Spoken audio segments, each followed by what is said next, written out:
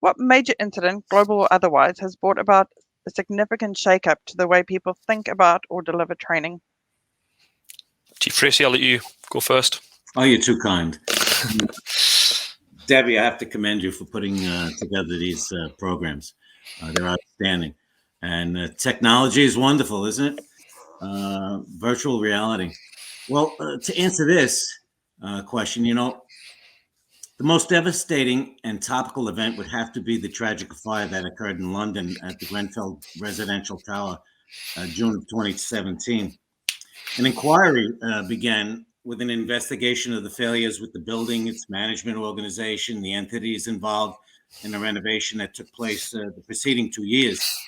That organization has spent £10 million refurbishing the building that included the installation of insulated exterior cladding. And Chris, that would tickle him because he's certainly a building construction aficionado and he understands these things. Also, some double glazed windows and a new heating system for the building. But the inquiry, it would be revealed after the fire that the insulation or the installation of that facade, it was susceptible to ignition and extremely fast fire spread across the building and vertically upward, where fire would extend it to numerous apartment flats that were occupied. With many of the flats and the fire building would become smoke logged and cause the only interior stairs to become untenable for escape. This would trap more than 70 souls in that building. As expected, the fire would seek culpability, and the London Fire Brigade became that target. The inquiry would focus and examine in detail their level of competency and training at every level, all ranks, but especially that of the incident command. That should be a wake-up call for the fire service globally. Addressing the significance of training in an attempt to stay current, it can be said that every one of us needs to pay attention. And what I mean by that, it's incumbent upon every firefighter, especially those in a position of leadership, to be paying attention, to be inquisitive of cause and effect of every fire and the varied emergencies that we're called to respond. It's also important to critique our operations following the event. There'll be many incidents that will factor a lesson learned or bear a significant aspect of or subject of training. The lesson can also be an issue to present in a department as simple as a pass-along program. Now, I use the term paying attention because in the history of the fire service, so many fateful events have occurred, some with tragic outcomes. And these events were regarded as, well, expect the unexpected. The intellectual firefighter wants to know why. And that should not just be the firefighter, it should be the department or brigade that's responsible for their life safety. It's the department brigade's responsibility to develop training programs that enhance and expand firefighter situational awareness and intelligence bases, or our basic intellect. This training and sharing has to be presented not only in a written format that will be verbalized, it also should be produced in a visual format that offers images that will be recognized in our conscious data bank of intelligence. And when you're speaking of virtual reality, that is visualizations. And some people, they learn best with the visualizations. And these visual recollections support prompt decision-making. We must provide them the intellect to recognize a situation or anomaly with indicators and warnings of rapid fire development and prompts or cues to action because of a structural compromise or other dangerous situations. That will require those preparing these training programs to become creative, such as introducing virtual reality, and acquire the resources to enhance these programs. The Internet of Things is a tremendous resource for that, and YouTube is an example. Training has to be relevant, gain their attention, and there is such a thing as death by PowerPoint. Garth, let's hear from you. Thanks, Chief Tracy. I promise we haven't collaborated on this, but I have picked the same incident as you. Wow. And I'm very pleased you went first because you did a far better job of me than of giving an overview of the incident. So yeah, for me, the Grenfell Tower fire has had huge ramifications for the way we train people, and I just want to focus a little bit on the way or the impact it has had on the way we make decisions or critical decisions during an incident. What has come from the initial inquiry is a realization that we need to train people to make critical decisions better. We need to move away from a model-based approach to decision making to train people to be much more dynamic in the way they make decisions with checks and controls. But we need to move towards a dynamic decision model, a dynamic decision making process. A lot of work has been done on that in the fire and rescue service pre-Grenfell, but I think it often takes an incident like this for change to really take hold.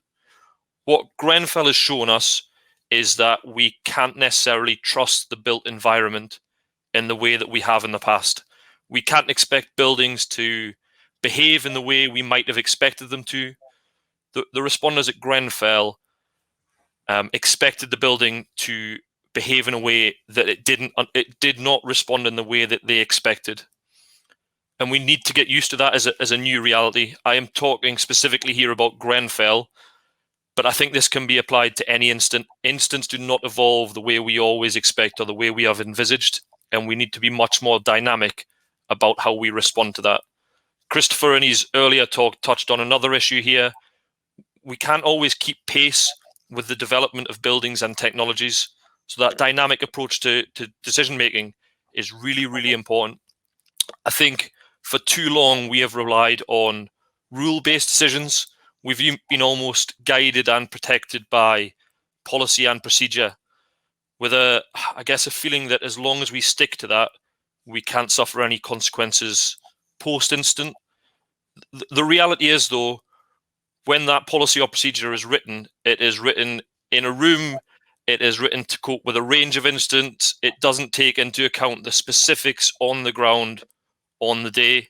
And once it's written, it's almost instantly out of date. It can't keep up to speed with the pace of change in the modern world. I think only the officers in attendance at that incident can truly understand what they are dealing with, rather than rely on overly prescriptive rule-based policies and procedures and training. We need to support people to be much more dynamic, to make much more intuitive decisions in response to the situation in front of them. We need to give them some handrails to support them, to build their situational awareness, to take effective decisions based on what they see. We need to trust frontline workers to make those dynamic decisions based on what is in front of them. I think to do all this, we need to not only rethink the way we write policies and procedures, but really rethink the way we train responders. We need to give people the skills and confidence to respond to the situation they are faced with. That means giving them the skills to build their situational awareness, giving them tools to make effective dynamic decisions. We need to train people more under pressure so that they build up a bank of experiences so that they can take intuitive decisions, so that they know what the pressure feels like and they can respond under that pressure. That's really important.